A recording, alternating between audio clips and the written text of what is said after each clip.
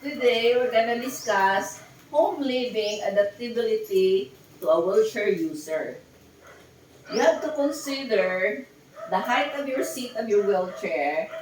You're able to adjust the switches in your home. Okay. Then, you have also to adjust all your appliances wherein you can maneuver inside your home, switching all the appliances, that's your TV, your electric fan, and the other electric fans.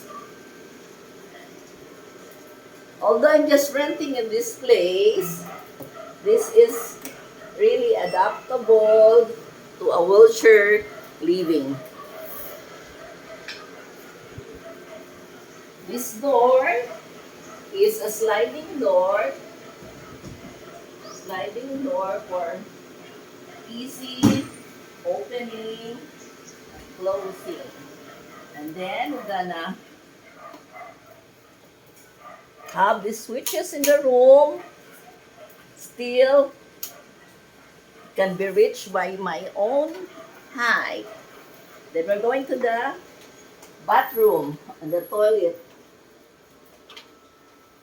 This house is a single room with toilet and CR. Here, the lavatory is depends on my height, and also the toilet bowl is depends on the height of the seat of my wheelchair. Then this is being fixed firmly so you'll not slide. Then the height of the faucet is like this.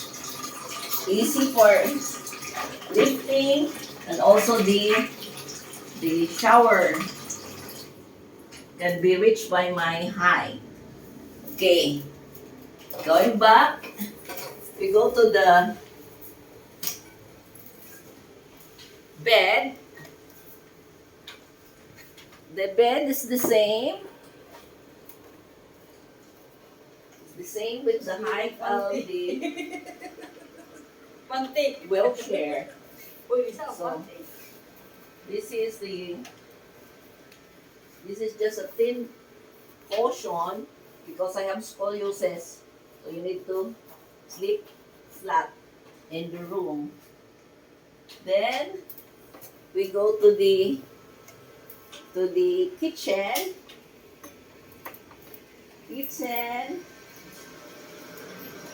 Yeah,